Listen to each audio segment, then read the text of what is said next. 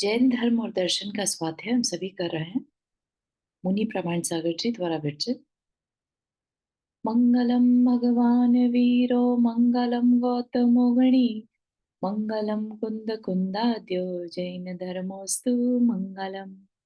नमो अरिहंताणम नमो सेताणम नमो आयिर्याणम नमो उवज्जायाणम नमो लोए सवसाहुणम।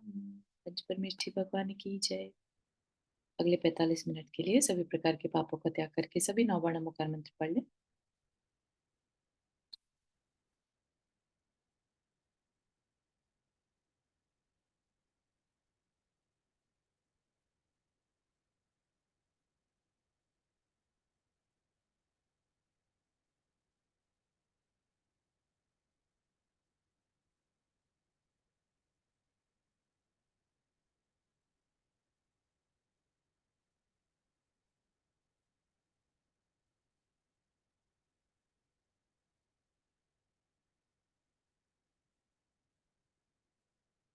हम्म, तो हमारा जो यहाँ पर टॉपिक चल रहा है वो था 7 तत्वों के बारे में हमें बताया जा रहा है। क्योंकि 7 तत्व जो हैं जैन धर्म का फाउंडेशन है, मूल सिद्धांत है कि जो ये जीव और अजीव का मिश्रण हो गया है ना, जैसे कि जीव और कर्म, ठीक है ना, जीव तत्व का कर्म के साथ मिश्रण हुआ तो उसका प्रोसेस क्या था। तो हमें पता चला कि हम ही कर्मों का आश्रव करते हैं, है ना। आश्रव मतलब कर्म का अपनी तरफ अट्रैक्ट करना, और फिर हम उन्हें अपनी आत्मा में रोक लेते हैं अपने ही मन वचन काया से। ठीक। तो आश्रव और बंध से कर्म हमारी आत्मा में एक में होते हैं, फिर वो उदय दे अब में आते हैं, फल देते हैं। राइट। और हमारा जो चक्र है संसार का इसी तरह चलता है। लेकिन जब हम 7 तत्वों को जानते हैं, समझते हैं, तो हमें पता चलता है कि ये चक्र सिर्फ ऐसे ही चलता नहीं रह सकता अगर हम किसी तरह से उन कर्मों के आश्रव को रोक दें, है ना। नए कर्मों के आश्रव को रोकने का नाम है संवर। और जो पहले से बंधे हैं उनको हम अपने से दूर कर दें, यानी निर्जरा, तो हम इस संसार चक्र से बच सकते हैं, है ना। हम मुक्त हो सकते हैं। कर्म अगर हमने सारे अपने से दूर कर दिए तो हम कर्म से रहित अवस्था को प्राप्त कर जाएंगे, हम फ्री हो जाएंगे, है ना। इस वजह से 7 तत्वों को समझना, उन पर दृढ़ श्रद्धान करना, सम्यक्त्व को सम्यक दर्शन कहा है। ठीक है ना। तो ये बहुत बड़ी चीज है अगर हमें 7 तत्वों के बारे में समझ में आ जाए। तो उन्हीं 7 तत्वों के जानकारी हमें दी जा रही है, जिसमें कि अभी हमारा संवर तत्व चल रहा है। संवर तत्व में हमने देखा कि हम नए कर्मों के आने को कैसे रोक सकते हैं। तो बताते क्या, गुप्ति समिति, है ना, और धर्म, अनुप्रेक्षा, और चारित्र, अभी चारित्र की बात चलने वाली है, और परिचय, परिचय जय, है ना। तो ये सब क्या है, ये माना कि सारे के सारे कर्मों के आने को तो नहीं रोक रहे, है ना, पुण्य आश्रव तो हो रहा है, लेकिन किसी ना किसी स्थिति में कोई ना कोई स्थिति तो ऐसी भी आती है आगे चलकर, जब हम नए कर्मों के आने को बिल्कुल रोक देते हैं। तो हम जब चारित्र पढ़ेंगे ना, तब हमें समझ में आएगी ये बात। अभी तक हमने, गुप्ति भी एक ऐसी ही चीज है, गुप्ति में भी हम नए कर्म के आने को कंप्लीटली रोक सकते हैं। ठीक है ना। गुप्ति इज बेसिकली मन वचन काय में अपने उपयोग को लगा देना। ठीक है। तो उससे भी हम नए कर्म के आने को रोक सकते हैं। लेकिन ये सारी चीजें जो है, सारा का सारा विषय जो है संवर का, मेनली मुनि महाराज के लिए रहता है। ठीक है ना। वो ही गुप्ति समिति चारित्र ये सब कुछ कर पाते हैं, है ना। हम गृहस्थ क्या करें फिर। तो हम गृहस्थ एज अ प्रैक्टिस, ठीक है, जब हम सामायिक में बैठे तो हम 3 गुप्ती समझकर कि अभी मन वचन काया का पूरा फोकस मुझे अपने पर ही रखना है, ऐसा मानकर हम कर सकते हैं। तो हम एटलीस्ट पाप कर्म के आश्रव से बच सकते हैं। ठीक है ना? पाप कर्म के आश्रव को हमने रोक दिया तो वो समर हो गया, पार्शल समर। ठीक है? तो उसी विषय को आगे बढ़ाते हुए अब हमारा जो टॉपिक चल रहा है इसमें विद इन समर इज परिचय जय। परिचय जय क्या है? बेसिकली जो मुनि महाराज हैं अपनी साधना में उनको भी तकलीफें आ सकती हैं, है ना? तो पहले से ही बता दिया कि ये तकलीफें आ सकती हैं और इनको तुम्हें सहना होगा, समता से सहना होगा। ठीक है? तो उसमें हमने देख लिया कि भूख प्यास की वेदना हो सकती है, तो कह दिया उसे सहना होगा। ठीक है? जैन धर्म की ये बहुत इंटरेस्टिंग सी चीज है एक्चुअली, कि आज का समय भले ही हमें ये कहता हुआ मिले कि फाइट करो, है ना? मतलब कोई तुम्हें एक मारे तो तुम दो मार के आओ, उल्टे जवाब दो, है ना? तुम सब किसी के छोटे थोड़े ना हो, तुम भी उनको पूरा प्रॉपर जवाब देकर आओ। ठीक है? लेकिन जैन धर्म कहता है सहना सीखो, शांत रहो, है ना? क्योंकि बहुत स्ट्रांगली वो पुरुषार्थ पर, कर्म और पुरुषार्थ दोनों पर विश्वास रखता है। ठीक है ना? कर्म के कारण तकलीफ आई है और पुरुषार्थ क्या है हमारा? उसमें उस समय पर शांत रहना, सहना, है ना? तो ये जो 12-22 परिचय बताए हैं, तो ये भी उन तकलीफों को पहले से पहले बताकर कहा कि सहो। सर्दी गर्मी है, सहो। डांस मच्छर है, मक्खी मच्छर है, सहो, है ना? नागन्य है, कोई आकर तुम्हें कुछ कह जाए, तुम्हारे अंदर में लज्जा आ रही हो तुम्हें, उन चीज को भी सहो, है ना? अरति है, किसी जगह पर अच्छा नहीं लग रहा है लेकिन रहना होगा। विपरीत सिचुएशन है, नहीं अच्छा लग रहा है ना? कई बार मुनि महाराज के साथ ऐसा हो सकता है कि वो जहाँ उनका चातुर्मास हो रहा है वहां की व्यवस्था या करने वाले लोग बहुत पॉजिटिव नहीं है, या जो मेन है करने वाले वो बहुत अपना प्रॉपर उनको रिस्पेक्ट नहीं दे रहे, है ना? तो हो सकता है ना अच्छा लग रहा हो, या जो व्रत ले लिए उनके प्रति हो सकता है उत्साह ना बन पा रहा हो, है ना?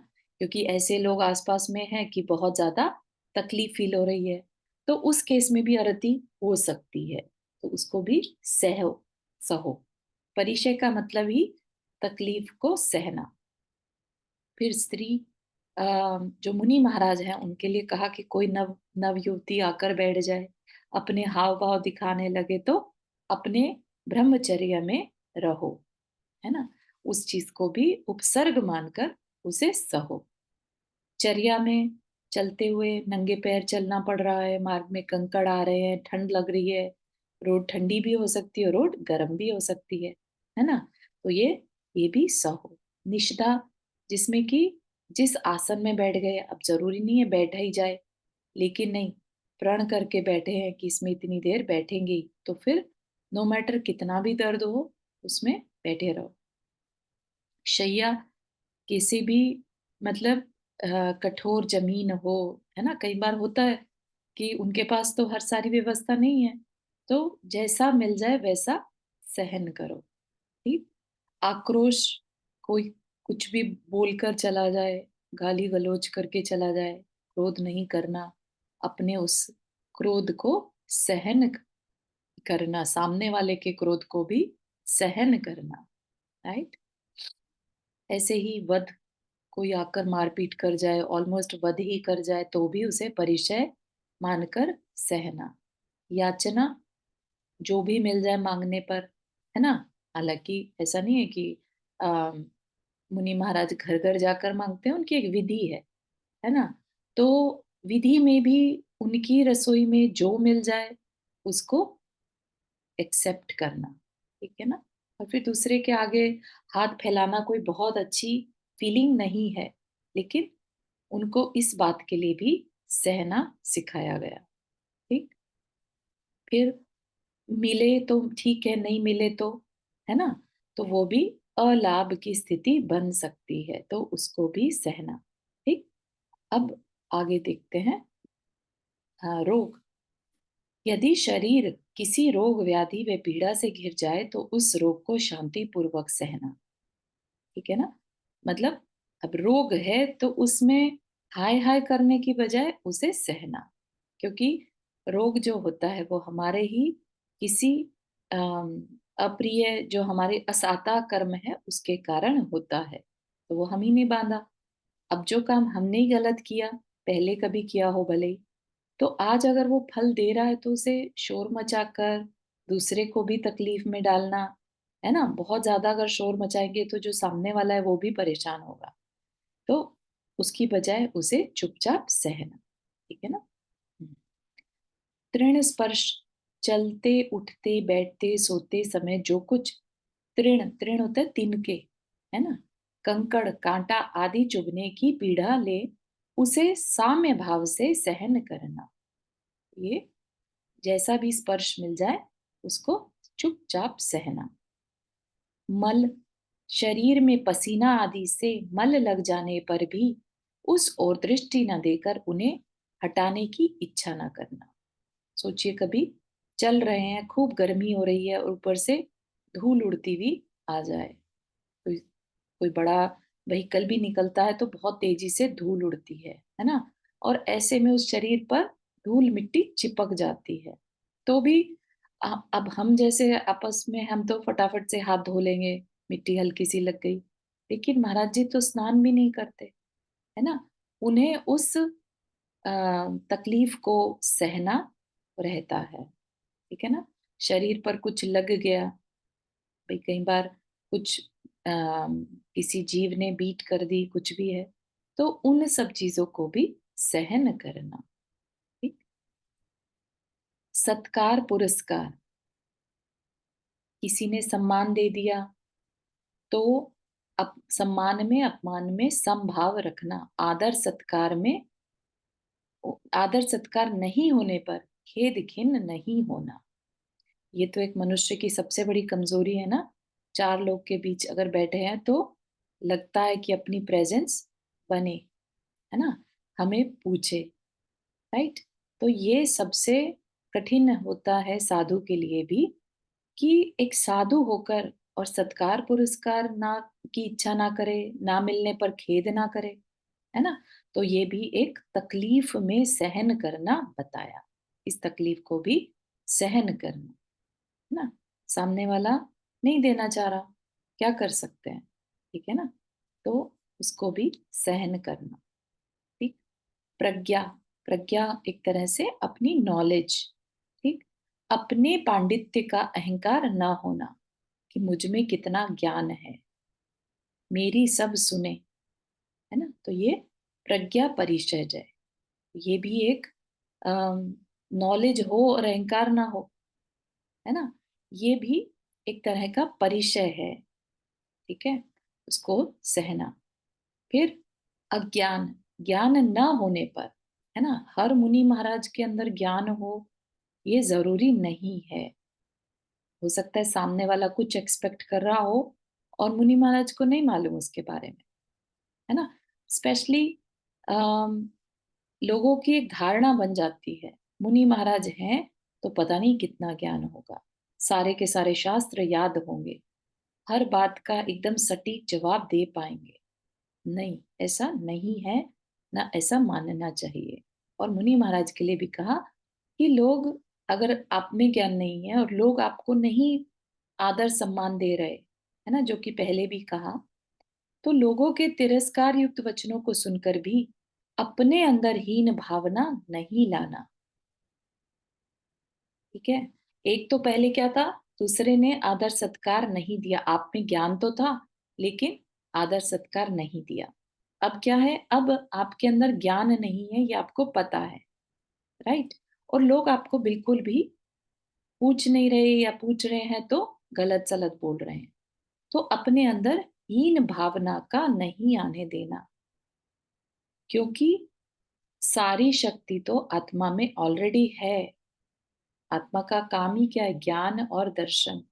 तो संपूर्ण ज्ञान इस आत्मा में है। अगर हमारा ज्ञान का क्षोभशम कम है तो उससे हमें हीन भावना नहीं लानी।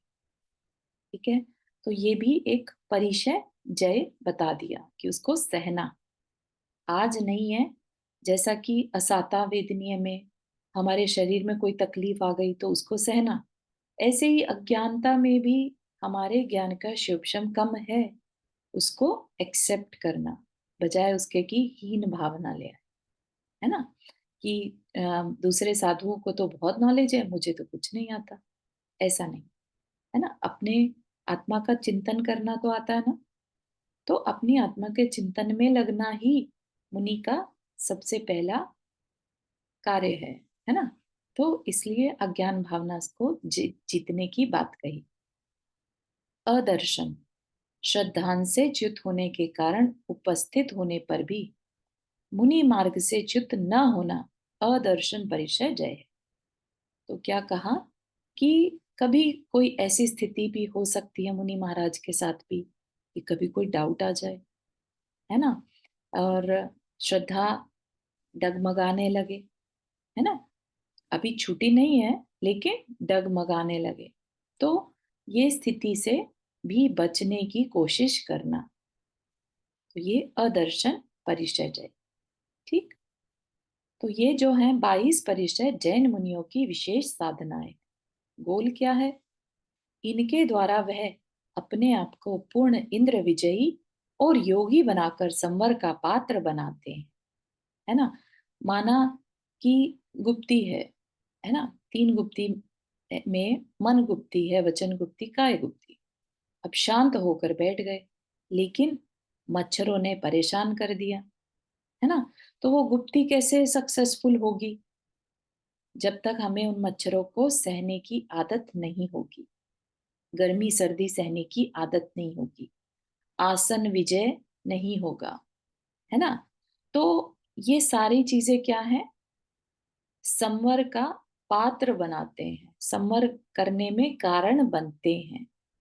ठीक है ना, तो ये मुनि को संवर का पात्र बनाते हैं। ये 22 परिचय, परिचयों को जीतने से चरित्र में दृढ़ निष्ठा होती है और कर्मों का आश्रव रुककर संवर होता है। ठीक है, ये बात समझ में आ रही है, ये एक तरह से सपोर्टिव गुण कहलाते हैं। तो साधना के लिए ये सपोर्टिव होते हैं। ठीक है, साक्षात कारण तो नहीं बनते, लेकिन कारण, इनडायरेक्ट कारण बन जाते हैं। इनकी परिश्रमों को, इन तकलीफों को सहने की आदत पड़ जाए तो मुनि महाराज इजीली अपने लिए संवर कर सकते हैं। ठीक है ना, यहाँ तक के किसी को कुछ क्वेश्चन, नहीं तो हम नेक्स्ट जो लास्ट टॉपिक है संवर का, संवर का जो कारण बताया वो हम।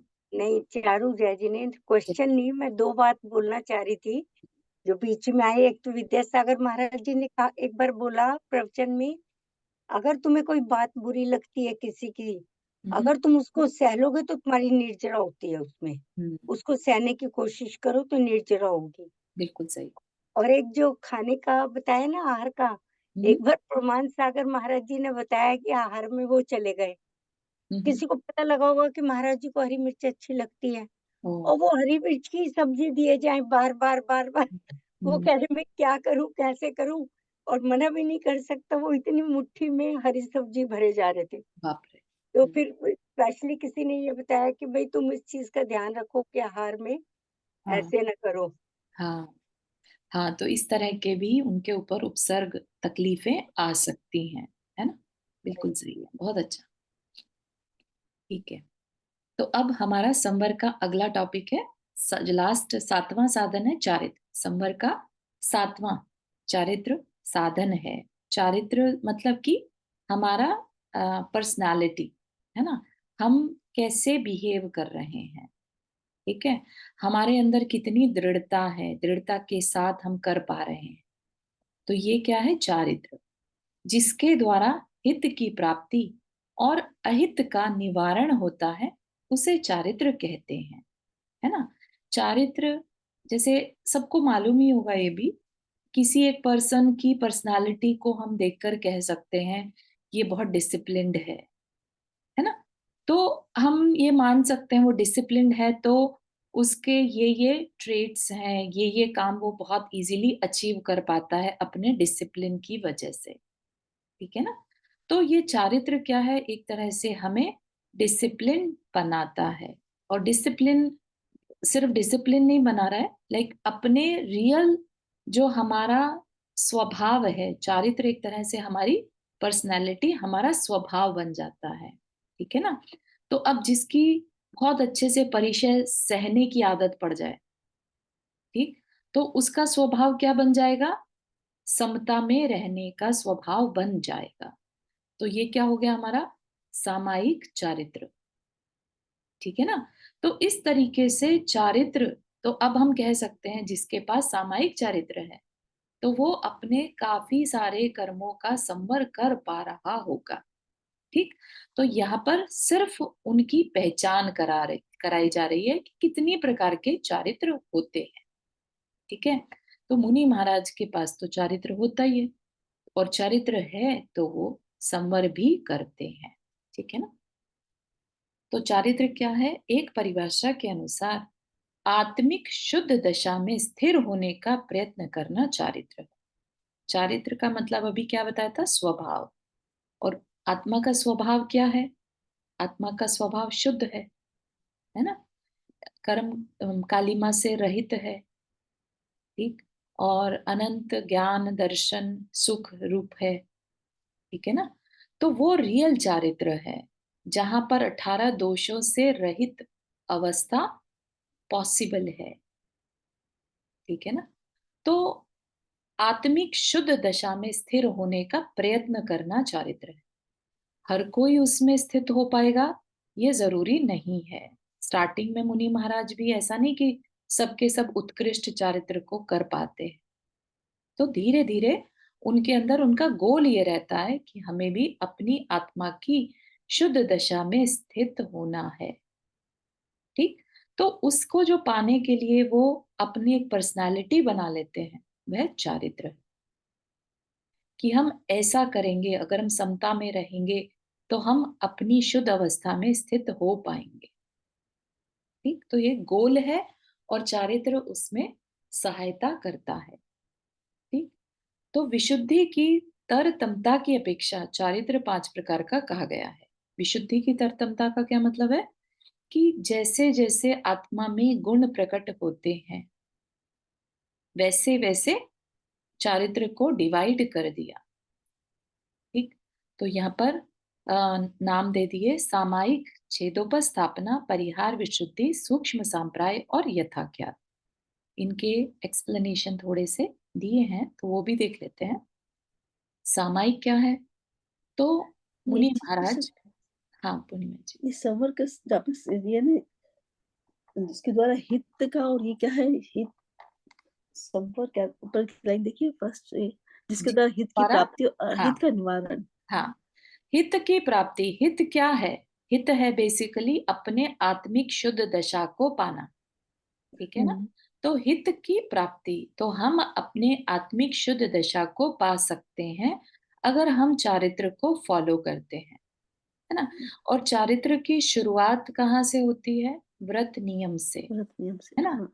तो व्रत नियम से हम अपने हित की प्राप्ति कर सकते हैं, ठीक? और मतलब अहित अपने का आत्मा शुद्ध है निवारण, उसको प्राप्त कर सकते हाँ हैं। जी, जी।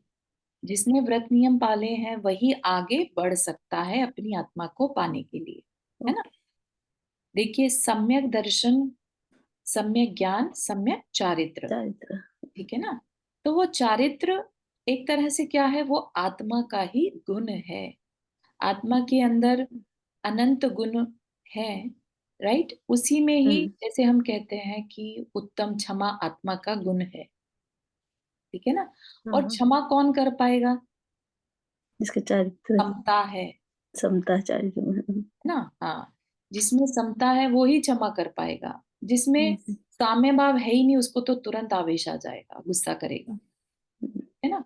तो चारित्र, जहां धर्म है वहां चारित्र भी है, ठीक है ना? Thank you. तो अहित का निवारण मतलब, अहित, हमारे लिए अहित क्या है? अपनी ही आत्मा के गुणों को ढक लेना, कहाँ तो हम उन्हें पाना चाह रहे थे और कहाँ हमने उसे ढक दिया, अहित कर दिया। है ना, अहित हो गया। तो उसको दूर करना चारित्र कहलाता है। ठीक।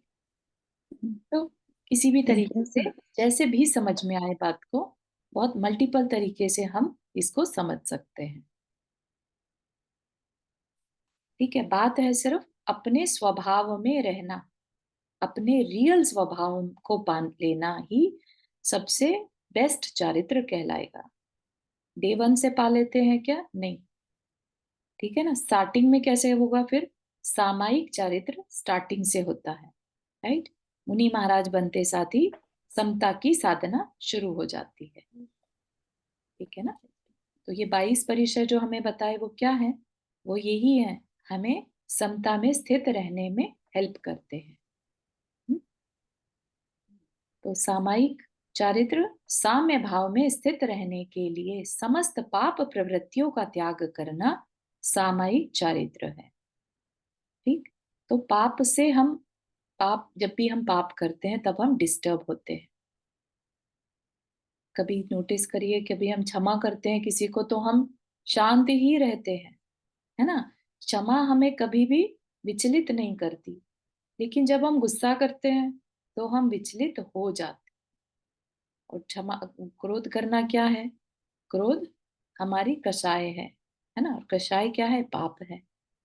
तो समस्त पाप प्रवृत्तियों का त्याग करना सामायिक चारित्र है, समता में रहना। ठीक। फिर है छेदोपस्थापना। छेदोपस्थापना क्या है? ग्रहीत चारित्र में दोष लगने पर उनका परिहार कर मूल रूप में स्थापित होना छेदोपस्थापना। मतलब क्या? कि कभी किसी कारणवश, है ना, तकलीफ, मतलब ग्रहीत चारित्र क्या होता है? जो हमने एक्सेप्ट किया है चारित्र, अभी हम थे नहीं वैसे, लेकिन हमने वैसा बनने की कोशिश करी। अब उस कोशिश में गलती भी हो सकती है ना। तो ग्रहित मतलब ग्रहण किया जो चारित्र, यानी मुनि दीक्षा फॉर एग्जाम्पल, है ना। मुनि दीक्षा ले ली, लेकिन उसे मेंटेन नहीं कर पाए किसी कारण, उसके जो मूल गुण थे उनका पालन नहीं कर पाए, दोष लग गया उनका।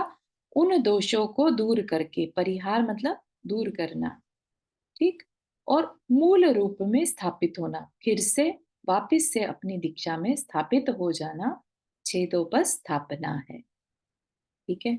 एक बार को दीक्षा छोड़ना पड़ गया, लेकिन वापिस से अपनी गलती को मानकर प्रतिक्रमण प्रायश्चित के द्वारा उनको दूर करके वापिस से अपनी दीक्षा में स्थापित हो जाना छेदोपस्थापना चारित्र, जिसमें कभी दोष लग जाए और वापिस से स्थापित हो जाना छेदोपस्थापना। ठीक है। फिर है परिहार विशुद्धि। परिहार बेसिकली हिंसा के भावों से ऊपर उठ जाना, मतलब कोशिश करके भी परिहार या हिंसा न होना, ऐसी विशुद्धि आ जाना। ठीक है। ऐसी विशुद्धि कब आती है? कुछ स्पेशल केसेस में ही आती है। ठीक है। ऐसी तपस्या जिसमें कि मुनि महाराज 30 वर्ष तक घर में रहते हैं पहले तो, उसके बाद फिर दीक्षा लेकर और तपस्या करते हैं। ठीक। तो उनके अंदर इस तरह की विशुद्धि आ जाती है, जिससे उनके इस चारित्र के प्रकट होने पर शरीर में इतना हल्कापन आ जाता है कि चलने फिरने उठने बैठने आदि सभी क्रियाओं के बाद भी किसी जीव का घात नहीं होता। वो जमीन से 4 उंगल ऊपर चलने लगते हैं। उससे फिर उनके चलने फिरने विहार करने में भी किसी जीव का कोई घात नहीं होता। ठीक है। तो ये एक स्पेशल टाइप का अम, चारित्र होता है। ठीक है। परिहार का अर्थ होता है हिंसा आदि पापों से निवृत्ति। इस विशुद्धि के बल से हिंसा का पूर्ण रूप से परिहार हो जाता है। अतः परिहार विशुद्धि इसकी यह सार्थक संज्ञा है।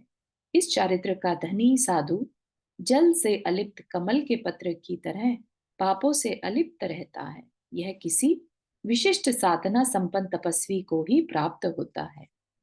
ऐसा कुछ होता है, इसलिए इसको सेपरेट बता दिया। सभी साधुओं को होता होगा क्या? नहीं। ठीक है। तो बस ये समझिए कि इस चारित्र वाले को, जिसके पास ये इस तरह की पर्सनालिटी जिसकी बन गई, तो उनसे अब किसी भी तरह की हिंसा नहीं होगी। ठीक है? तो वो अपने पाप कर्मों से बच जाते हैं। फिर है सूक्ष्म सांपराय। सूक्ष्म सांपराय मतलब सांपराय होता है कषाय, सूक्ष्म मतलब कम हो जाना, है ना? इतनी सूक्ष्म हो गई उनकी कषाय, जिस साधक की समस्त कषाय नष्ट हो चुकी, मात्र एक लोभ कषाय, वो भी बहुत सूक्ष्म, जैसे कि मुझे मोक्ष पाना है ना? ये भी एक तरह का लोभ है, ठीक है ना? तो इतनी सी बस एक कषाय रह जाए और बाकी सारी कषाय खत्म हो जाए, उसे क्या कहेंगे? ऐसे चारित्र को या ऐसी अवस्था तक पहुंच जाने को क्या कहते हैं? सूक्ष्म सांप्राय चारित्र। ठीक है? ये 10वें गुण स्थान में पॉसिबल होता है। तो इसको करने के लिए भी अगेन बड़ी तपस्या करी जाती है, तब जाके ये चारित्र पॉसिबल है। आज के टाइम में पॉसिबल है क्या? नहीं। पंचम काल में ये पॉसिबल नहीं है। ना परिहार विशुद्धि पॉसिबल है, ना ही सूक्ष्म संप्राय, है ना? और ना ही यथाख्यात। तो ओनली सामायिक चारित्र और छेदोपस्थापना आज के समय में पॉसिबल है। यथाख्यात चारित्र, यथाख्यात में क्या है कि उन्होंने अपने समस्त मोहनीय कर्म के, मोहनीय कर्म मतलब क्या? मोहनीय कर्म, दर्शन मोहनीय, चारित्र मोहनीय, है ना? और चारित्र में सब प्रकार की कषायों को उन्होंने उपशांत अथवा छीन, उपशांत मतलब दबा दिया, या छीन मतलब खत्म कर दिया। ऐसा करने से जो चारित्र होगा, ठीक है, फॉर एग्जाम्पल, कि किसी में क्रोध का लेश मात्र भी ना रहे, राग द्वेष नाम बचे ही नहीं, तो उसकी भी तो कोई पर्सनालिटी बन गई ना। अब उसके पास ये कर्म बैलेंस में नहीं है, कर्म सत्ता में ही नहीं है, तो कैसे भी बाहर में सिचुएशंस होती रहे, उसको गुस्सा आ ही नहीं सकता, उसको राग हो ही नहीं सकता। तो ये जो पर्सनालिटी है, जो कि कर्म के क्षय हो जाने से या दब जाने से होती है, उसको क्या कहते हैं? यथाख्यात चारित्र। ठीक? तो ये भी आज के समय में पॉसिबल नहीं है कि जो केवली भगवान के होता है ना चारित्र, वो यथाख्यात चारित्र। यथाख्यात मतलब जैसे हम हैं, हमारा रियल स्वरूप है, वैसा हो जाना यथाख्यात चारित्र कहलाता है। ठीक? इसको वीतराग चारित्र या अथाख्यात चारित्र भी कहते हैं। ठीक है? तो थोड़ा थोड़ा समझ में आ रहा होगा।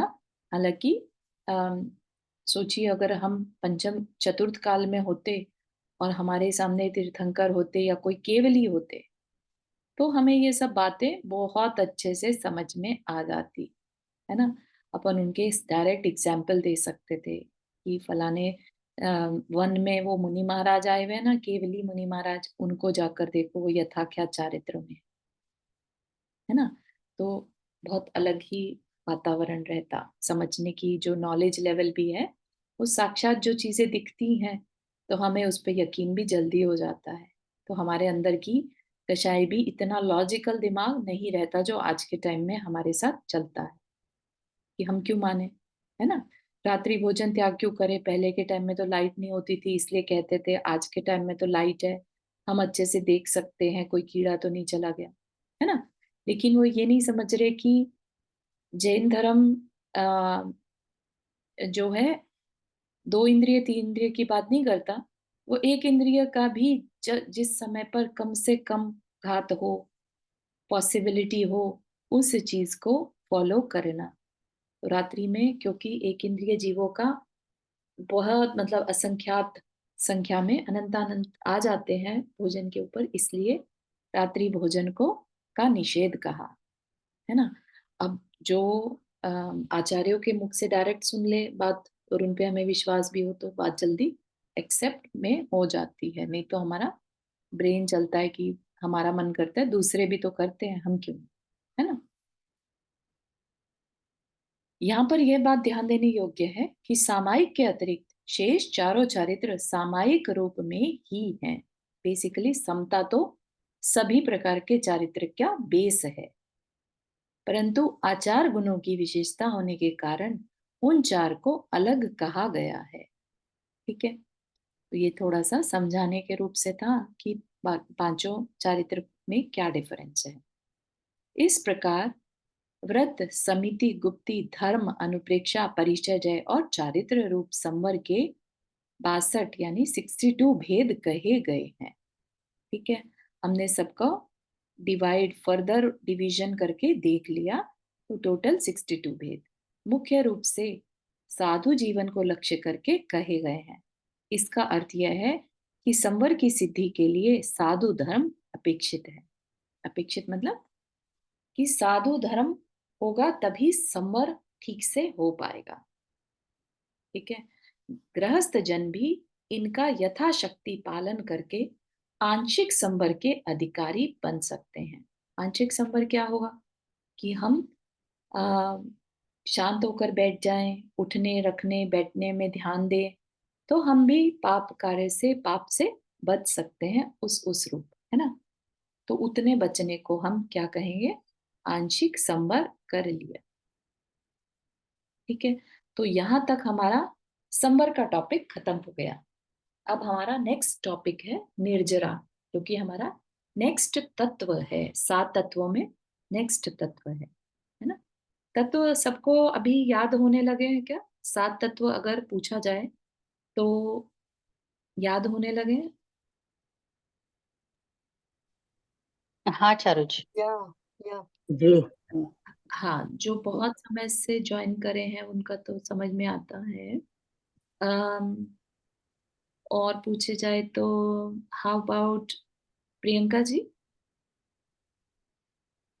आप वेरी रिसेंटली ज्वाइन किए इसलिए पूछ रहे हो, अदरवाइज आई एम श्योर। हाँ, एक्चुअली मुझे पता है 7 तत्व क्या होते हैं, उनको ऊपर ऊपर से मुझे पता है कि उसमें क्या क्या होता है सातों तत्व में। तो डेप्थ में जो मैं आपका सुन रही हूँ उसको ही समझ रही हूँ। ठीक है, नाम याद रहे तो भी अपने को हाँ पता हाँ होना चाहिए हाँ थोड़ा। हाँ। ओके, सपना जी, 7 तत्व अभी याद होने लगे? या चारू जी, या याद होने लगे हैं। बहुत सुंदर, बहुत सुंदर। तो क्या है ना, अपना गोल ये नहीं रहना चाहिए कि हमें बहुत बड़ा कुछ पंडित बन जाना है। हमारे इतना होना चाहिए कि हमें अब जैन शास्त्र ऐसा ना लगे कि अरे ये क्या है, इसमें ये कौन सी भाषा लिखी है ना। तो हमें ये जो टेक्निकल वर्ड है, 7 तत्व, निर्जरा, संवर, ये सब टेक्निकल वर्ड है ना। तो इनका अब हमें इनसे फेमिलियरिटी होने लगे, क्यों कहे गए हैं, उनके पीछे आशय क्या था, वो सब थोड़ा सा समझ में आएगा। तो हमें धीरे धीरे शास्त्र की बातें एकदम ऐसा लगेगा कि हमारे लिए ही बताएंगे, ठीक है ना, हमारे कल्याण के लिए, तो कर लेते हैं। ठीक है, तो इंटरेस्ट आना चाहिए स्वाध्याय में। ठीक। तो निर्जरा की ओर चलते हैं। निर्जरा का क्या अर्थ है? निर्जरा मतलब बद्ध कर्मों का आत्मा से अलग होना निर्जरा है। बद्ध, बद्ध मतलब बंधे हुए। तो कर्म जो है उनकी नेचर है आत्मा से वो चिपक जाते हैं, बंद हो जाता है। जैसे दूध में पानी मिला दिया जाए तो अब पानी का अस्तित्व अलग नहीं दिखता, वो एक मेक हो जाता है। भले ही हमें मालूम है कि हमने पानी डाला है इसमें, लेकिन अब वो एक मेक हो गया। फिर उसको अलग करने की एक प्रोसेस है ना। उसको तपाकर उसमें से पानी को भाप बनाकर उड़ाया जा सकता है, और फिर रियल जो दूध है वो घी रूप में कन्वर्ट हो जाएगा। ठीक है ना। ऐसे ही आत्मा के साथ जो कर्म बंध गए उनको अलग करने का एक प्रोसेस है। ठीक, उस प्रोसेस का नाम है निर्जरा। कर्म को अलग करने का जो प्रोसेस है वो है निर्जरा। ठीक है, तो 7 तत्वों में संवर तत्व के बाद इसका स्थान है। संवर के द्वारा कर्मों का आश्रव रुकता है। जैसे दूध में अब हमने और फर्दर पानी मिलाना बंद कर दिया, वो जो बंद कर दिया और ऐड नहीं कर रहे, वो संवर हो गया, रोक दिया, अभी फर्दर नया कुछ नहीं ऐड होगा। और फिर तपाना शुरू कर दिया तो जो पहले से ऐड कर दिया पानी उसको हम जला रहे हैं, खत्म कर रहे हैं। तो वो प्रोसेस क्या हो गया? निर्जरा। ठीक है ना। और उसके बाद जो घी बचता है वो अवस्था क्या हो गई? मोक्ष, प्योर फॉर्म। ठीक। तो निर्जरा द्वारा पूर्वबद्ध अर्थात संचित कर्मों का क्षय होता है। जैसे जल के प्रवेश द्वार को बंद कर देने पर सूर्य के प्रखर ताप से तालाब स्थित जल धीरे धीरे सूख जाता है ना। अगर नया पानी ना आ रहा हो और खूब तेज गर्म कुछ गर्मी चल रही हो, बहुत गर्मी के दिन हो, तो जो स्टैंडिंग वाटर है वो भी धीरे धीरे सूख जाएगा, है ना। क्योंकि उसको गीला रखने के लिए जो नया पानी था वो है ही नहीं, है ना। और सूरज के ताप से ताप उसमें कारण बन गया एग्जिस्टिंग वाटर के सूखने में। ठीक। वैसे ही कर्म के आश्रव को संवर द्वारा रोक देने पर तप आदि साधनों से आत्मा के साथ पहले बांधे हुए कर्म धीरे धीरे निसत्व होते जाते हैं। निसत्व मतलब सत्ता रहित। अब उनका अस्तित्व खत्म हो रहा है। ठीक है ना। तो पहले संवर कर दिया, नए को रोक दिया, और जो अंदर में थे उनको धीरे धीरे अलग कर रहे हैं। किससे? तप आदि साधनों से। ठीक है। तो उन तपों की चर्चा अपन इसमें करेंगे। 12 तप होते हैं, है ना। तो वो 12 तप कौन से होते हैं उनका हमें यहाँ पर बताया जाएगा। इस दृष्टि से निर्जरा का अर्थ हुआ कर्म वर्गणाओं का आंशिक रूप से आत्मा से छूटना। निर्जरा कंप्लीटली, तो निर्जरा से कंप्लीटली भी छूट सकते हैं, लेकिन जैसे जैसे छूटना शुरू हो जाए वैसे वैसे उतना उतना निर्जरा आज भी होती रहती है। ठीक। तो आत्म प्रदेशों से कर्मों का छूटना ही निर्जरा है। यह प्रक्रिया जब उत्कृष्टता को प्राप्त हो जाती है तब आत्मा में लगे संपूर्ण कर्मों का विलगाव हो जाता है। विलगाव मतलब अलग हो जाना, है ना। तो संपूर्ण कर्म अलग हो जाते हैं। तो कर्म अगर आत्मा से अलग हो जाए तो क्या होगा? आत्मा अपनी स्वाभाविक अवस्था को प्राप्त कर लेता है। तो कर्म का पूर्ण रूप से विलग होना ही मोक्ष है। ठीक है। तो मोक्ष एक अवस्था है। कैसी अवस्था है?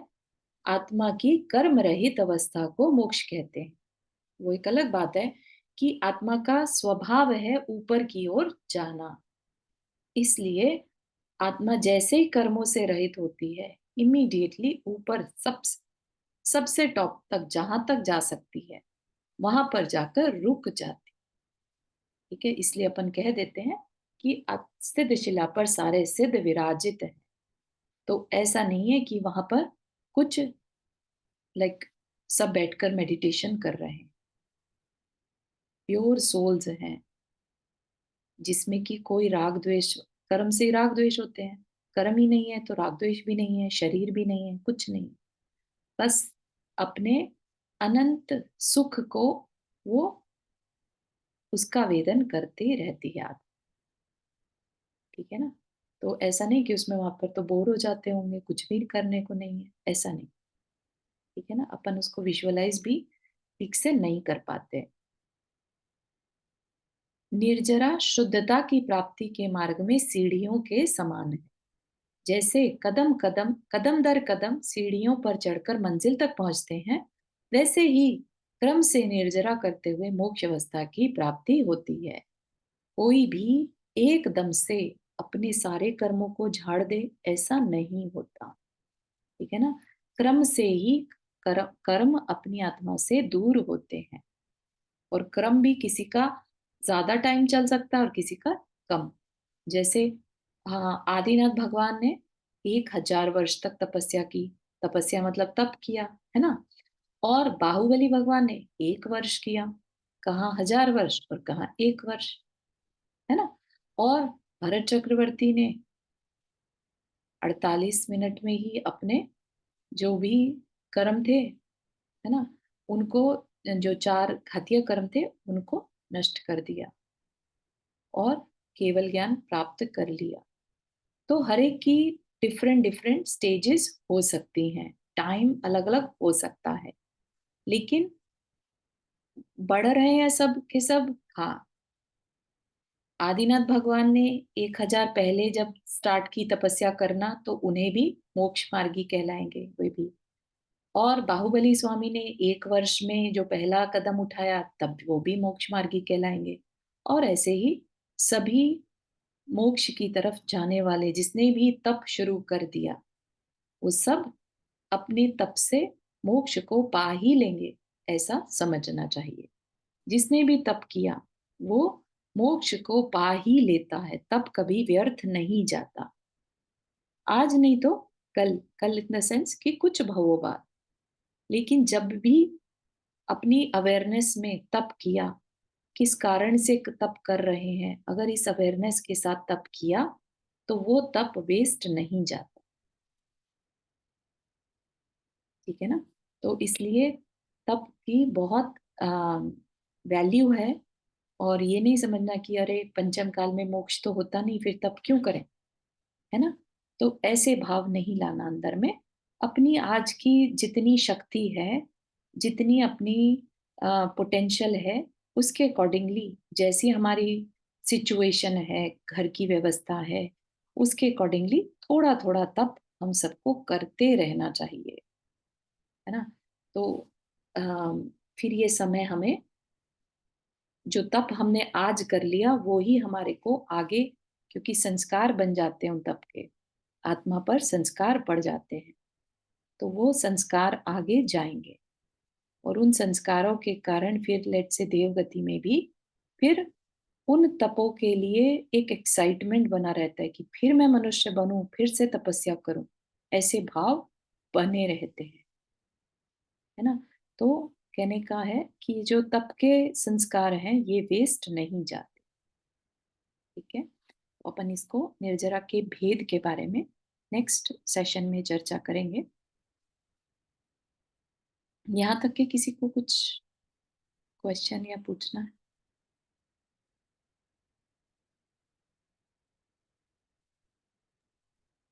हाँ, मुझे क्वेश्चन था एक। जी।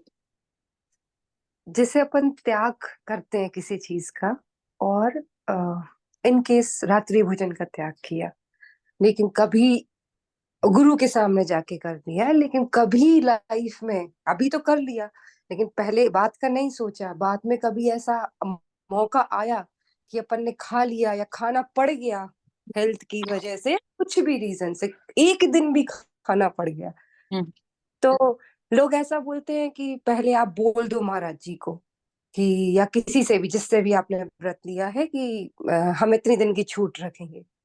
तो इसमें से कैसे, मतलब कौन सा उच्च कहलाएगा त्याग, ऐसा मैं समझना चाह रही थी। बहुत अच्छा क्वेश्चन है कि हम एक्चुअली अभी तो हम देखो प्रैक्टिस रूप ही कर रहे हैं। ठीक है, जब हम पूरी तरह से आजीवन इसको छोड़ते हैं, हाँ ठीक है, हाँ। तब जाके उत्कृष्ट तो वो होता है। अगर हम छूट लेकर आ जाते हैं तो हाँ वो हाँ। एक प्रैक्टिस तो बन जाएगा, लेकिन हाँ। सबकी कैटेगरी में नहीं आ पाता। हम्म। ठीक है, तो ठीक। इस बात को महाराज जी भी समझते हैं, तो वो कहते हैं कि ना करने से अच्छा है, ठीक है छूट के साथ ही सही प्रैक्टिस तो करो, हाँ है ना? लेकिन अगर हाँ। आपको जानकारी हो तो जो हमारे धर्म में प्रतिमाएं बताई हैं, 11 प्रतिमा, राइट, वो रियल तप है। ठीक है, उसमें फिर कोई छूट नहीं रहती, गलतियां फिर भी हो सकती हैं, हाँ। लेकिन ऐसा नहीं कि ठीक है ये सिचुएशन हुई तो चलेगा, है ना? वो सिचुएशन और कंडीशन बेस्ड नहीं है, वो कंडीशन बेस्ड नहीं, वहां गलती हो गई तो चारू जी, प्रायश्चित बीमारी हो तो बीमारी में तो फिर क्या करते हैं, बीमार पड़े तो? बीमारी है तो भी आंटी, आप मतलब नो मैटर व्हाट सिचुएशन, आप नहीं रेडी। तो हम नियम लेते हैं साईं में, इतना ऐसा कह सकते हैं कि जब बीमारी होवे तब हमारे लिए दवाई की छूट रख सकते, ऐसा कर सकते हैं? जो प्रतिमा या लेकर वो हाँ, महाराज कंडीशन जी नहीं करते। हाँ, प्रतिमा में नहीं चलता, लेकिन महाराज हाँ, जी को हम अभी गृहस्थ समय महाराज जी एग्जैक्टली, वैसे ही नियम देते हैं या। राइट।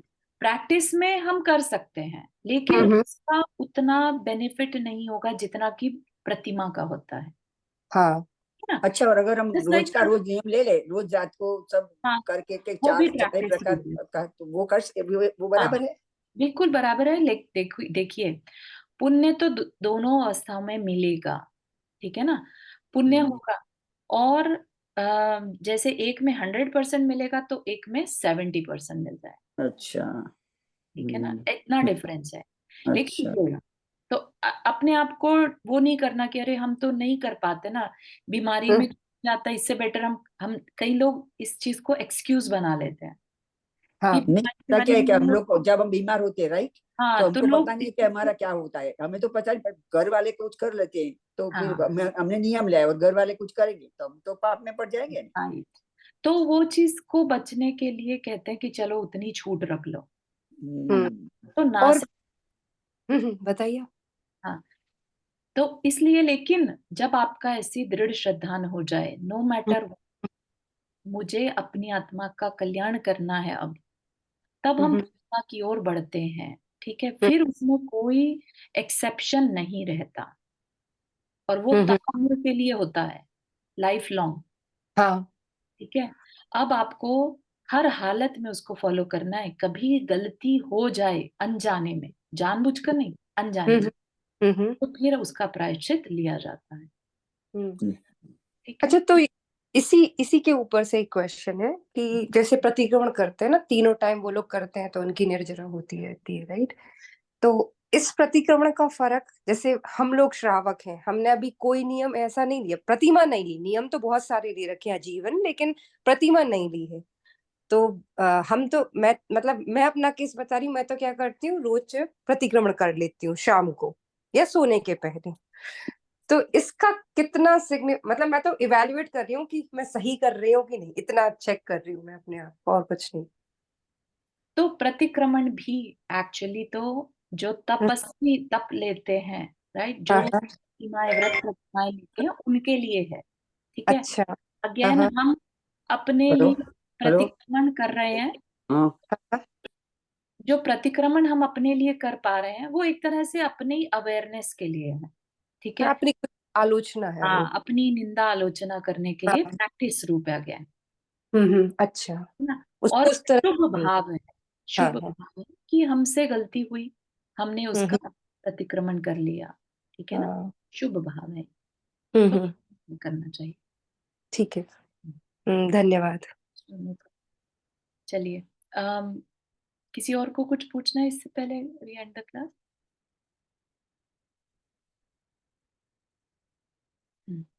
जिनवानी स्तुति। जावानी के ज्ञान से सूझे लोकालोक, सोवानी मस्तक धरो सदा देतु बोधोक। हे जिनवानी भारती तो ही जपो दिन रहन, जो तेरा शरण आ गए सो पावे सुख चैन। नवपर्ण।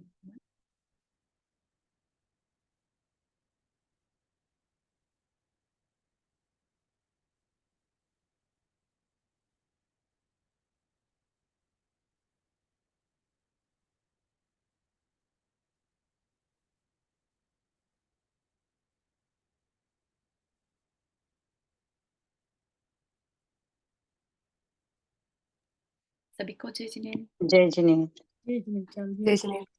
जिनेन्द्र सभी को।